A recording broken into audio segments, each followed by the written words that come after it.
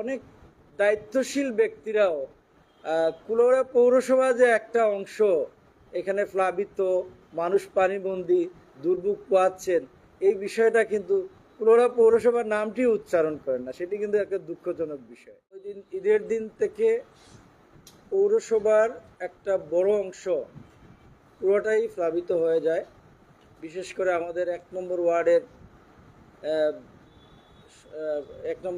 পুরো ওয়ার্ডটি, 2 নম্বর ওয়ার্ডের আংশিক, 3 নম্বর ওয়ার্ডের অধিকাংশ জায়গা, 4 নম্বর ওয়ার্ডের আংশিক, 5 নম্বর ওয়ার্ডের আংশিক, 6 নম্বর ওয়ার্ডের আংশিক এলাকা প্লাবিত হয়। সেই 17 জুন থেকে আজকে অবধি প্রায় 21 দিন যাবৎ আমাদের অনেক লোক, প্রায় 10,000 মানুষ পানিবন্দী রয়েছে।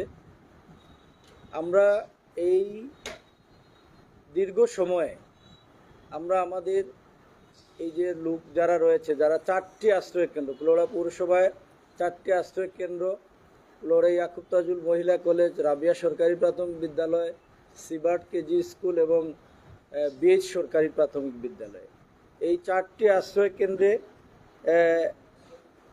119টি পরিবার আশ্রয় নিয়েছে এবং সেখানে প্রায় 400 জন লোক অবস্থান করছে। তো আমরা যেদিন ঈদের দিন থেকে অর্থাৎ 17 জুন থেকে আমরা আশ্রয় যারা নিয়েছেন তাদেরকে আমরা তৈরি খাবার সহ আমরা খাদ্য সহায়তা দিয়ে যাচ্ছি। পাশাপাশি আশ্রয় কেন্দ্র ছাড়াও আমরা আমাদের বিশাল জনগোষ্ঠী এই 6টি ওয়ার্ডের প্রায় 2,500 পরিবার পানিবন্দী রয়েছেন, যাদেরকে আমরা ত্রাণ সহায়তা, খাদ্য সহায়তা দিয়েছি এবং দিয়ে যাচ্ছি। তো আপনারা আসলে আমরা যেটা লক্ষ্য করলাম যে সকল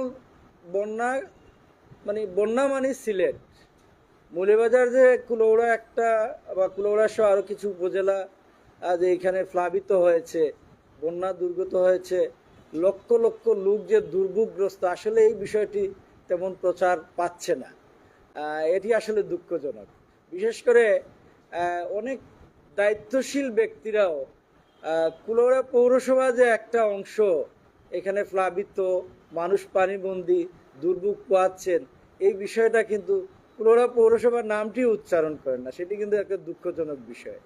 তা আমি সেই জন্য আপনাদেরকে আহ্বান জানালাম যে আপনারা যদি আপনাদের মাধ্যমে এই প্রচারণাটি পায়, বিশেষ করে আমাদের পৌরসভার 1 নম্বর, 2, 3, 4 এই 4টি ওয়ার্ড এর মানুষজন এমনভাবে মানবেতর জীবনযাপন করছে, তারা আজকে ঘর থেকে বের হতে পারছে না, আজকে ঘরের মধ্যে রান্না করে খেতে পারছে না, বিশুদ্ধ পানির অভাব, তারা টয়লেট ব্যবহার করতে পারতেছে না।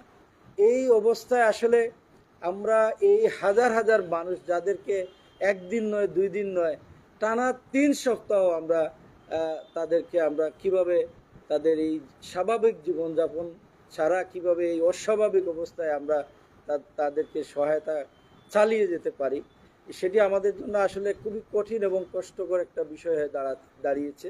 তারপরেও আমরা এগুলো চালিয়ে যাচ্ছি।